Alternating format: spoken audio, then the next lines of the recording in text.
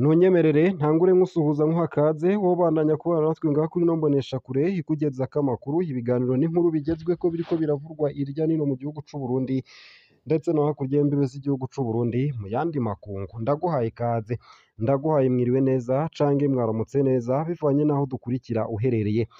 Wowe udukurikira uri mu gihugu c'u Burundi ntunyemerere nkuhe mwiriwe neza, ndetse nawe udukurikira uri hakurya y'imbibe z'igihugu c'u Burundi mu bihugu bibanye nk'igihugu c'u Rwanda, ukadukurikira uri mu gihugu ca Repubulika Iharanira Rusange ya Kongo, ukadukurikira uri mu gihugu c'u Buganda, wowe udukurikira uri mu gihugu ca Tanzania ndetse nawe uri mu gihugu ca Kenya, ntunyemerere nkukengurukire cane muri ano makuru agezweko hariko aravurwa irya nino hoba mu gihugu c'u Burundi kumwe no hakurya y'imbibe z'igihugu c'u Burundi mu makungu ya kure.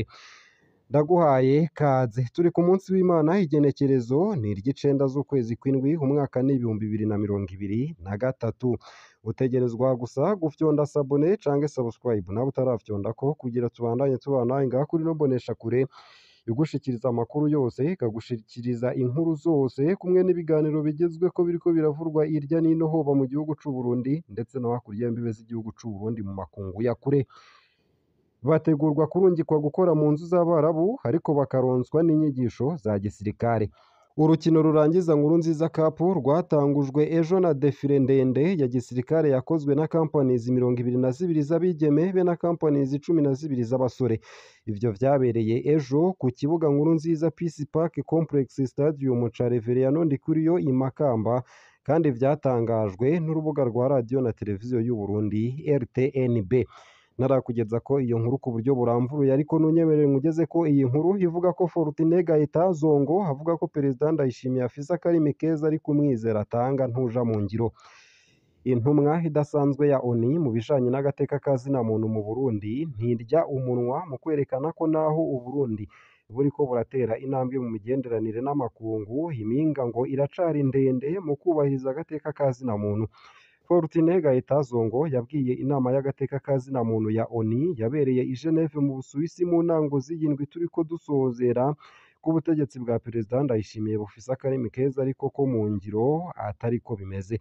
Iyo ntumwa idasanzwe ya ONU yabwiye inama y'agateka ka zina muntu ko ibabajwe n'ipfungwa ry'abatavuga rumwe n'ubutegetsi, abamenyeshamakuru n'abaharanira agateka ka zina muntu hamwe n'ababandanya banyuruzwa bazira ubusa n'ubu bikibandanya. Iyo migenderanire ntibuza ko abatavuga rumwe na leta batotezwa bagapfungwa abandi bakangazwa. Ego umukuru w'igihugu arafise akarimi keza ariko umwizera atanga ntuja mu ngiro. Bamwe baracaburabuzwa mu bikorwa vyabo bigatuma n'aboshaka gutahuka batavyubahuka. Haracariho ubwicanyi mu gifuri ndetse n'abashaka kugira amanama ntibemererwa. Biraturaje ishinga kandi womenga n'ibisanzwe mu gihe bibangamira agateka ka zina muntu ku rugero rwo hejuru, hamwe no kudahana abakora ivyaha bagakingirwa ikibaba. Uko akaba ariko Gaita Zongo yavuze mw'iyo nama. Uwuserukira Uburundi muri ONU wewe yemeza ko iyo ari indirimbo abansi b'Uburundi aserukira bama baririmba kuva mu mwaka w'2015. Umupfasoni Elisa Nkerabirori hakaba mw'iyo nama yariyamirije iyo ntumwa ya ONU ndetse agira ko avuga ko itazokwigera ironka uburenganzira bwo kuja mu Burundi. Tubamenyeshe ko iyo nama ya ONU ijejwe ivy'agateka ka zina muntu yaneguye leta y'u Burundi ku kuntu ikirangwa n'ukwikumira kandi ndetse idashaka ikiyago nabo itavuga rumwe, igafatira ku karorero ka hafi ku kwiyondorora kw'intumwa zaserukiye leta y'u Burundi i Geneve mw'iyo nama muri iyi ndwi turimwo, kubera hari hatumiwemwo bamwe mu baharanira agateka ka zina muntu baronderwa n'ubutungane bw'u Burundi. Nayo mbandanije na ya nkuru nari nkugeje ko mu ntango z'ano makuru nuko bategurwa kurungikwa gukora mu nzu z'Abarabu ariko kandi bakanaronswa inyigisho za gisirikare. Urukino rurangiza Nkurunziza Cup rwatangujwe ejo na defile ndende ya gisirikare yakozwe na companies 22 z'abigeme be na companies 12 z'abasore. Ivyo vyabereye ejo ku kibuga Nkurunziza Peace Park Complex Stadium ca Reveriyano Ndikuriyo i Makamba, kandi vyatangajwe n'urubuga rwa radio na televiziyo y'u Burundi RTNB. Ababonye bano bigeme batambuka nk'abasirikare ariko bakaba bambaye imyambaro y'abayisilamu bibajije ivyo ari vyo birabasiga. Bano n'abigeme bategurwa kurungikwa gukora ibikorwa vyo mu mazu travail domestique mu bihugu by'Abarabu cane cane Arabia Saudite na Oman. Ubu haravugwa n'igihugu ca Qatar.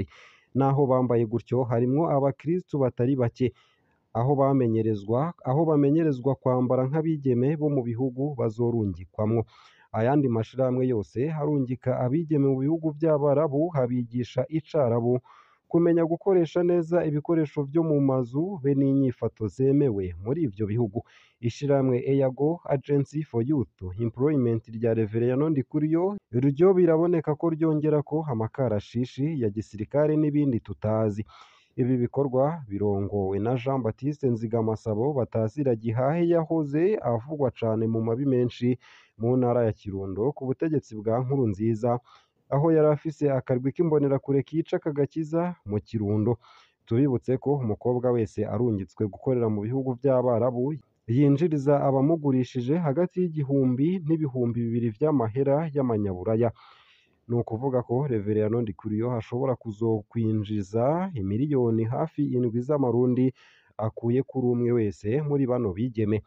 Ni kubera iki bategurwa nk'abasirikare bagiye kurwana mu Barabu, barungitswe mu bikorwa vy'iperereza rya Ndikuriyo? Ibi birakwiriye gutomorwa.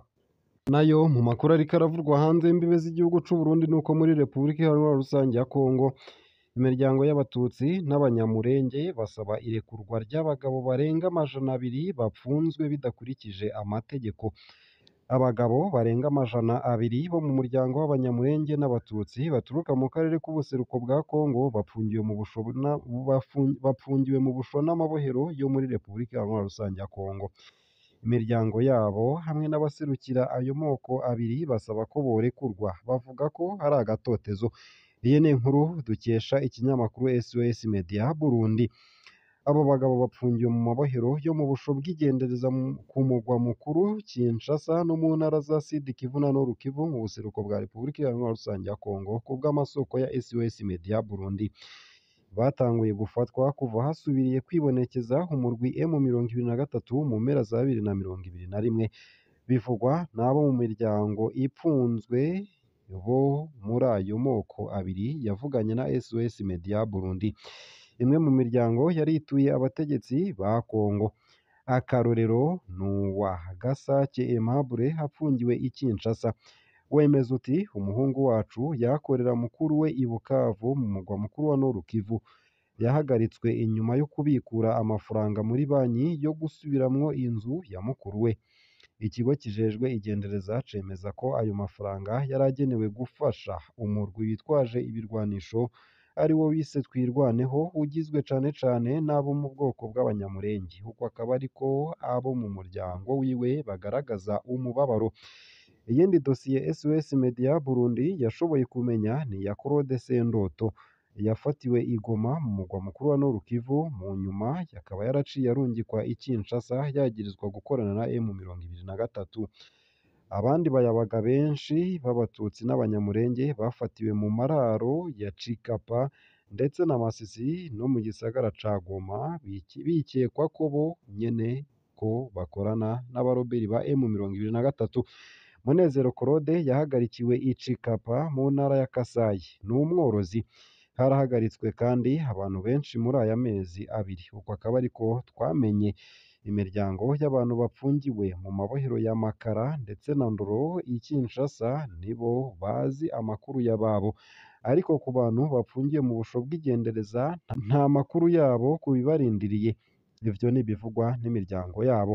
Amwe mu mashirahamwe aharanira agateka k'inkewa z'Abatutsi n'Abanyamurenge muri Kongo nka Gakondo, Mahoro Peace, Isoko akaba yarasavye leta ya Kongo kurekura izo nzirakarengane z'Abatutsi n'Abanyamurenge.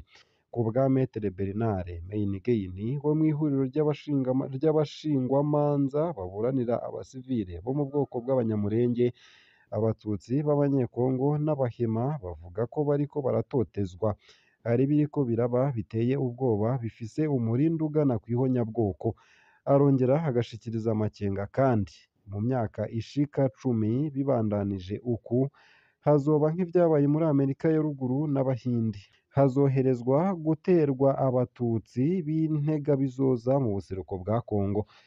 muri abo bapfunzwe hakaba harimwo umugabo azwi cane mu ntara ya Sud Kivu akaba ari Dr Lazare Sebitereko arongoye kaminuza Ebenezer ya Minembwe yahagaritswe mu munsi wa kane uheze haca arungikwa i Kinshasa inyuma yo kuvugwa mu cegeranyo ca ONU nk'umwe mu bashigikiye M23 na Twirwaneho ivyo we yahakanye ni uwo mu bwoko bw'abanyamulenge abantu batari munsi y'igihumbi n'amajana atanu bo muri uwo muryango baramaze kwicwa kuva mu mwaka w'ibihumbi 2017 kubw'ibiharuro vy'abaharanira agateka k'ubwo bwoko bugizwe ahanini n'aborozi